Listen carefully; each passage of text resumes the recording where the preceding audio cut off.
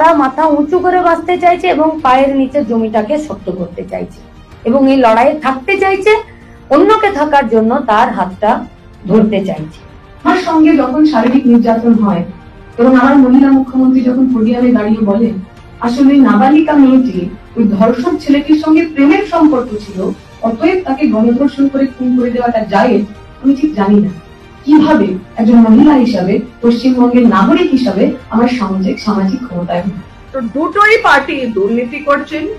both the parties are very violent against women.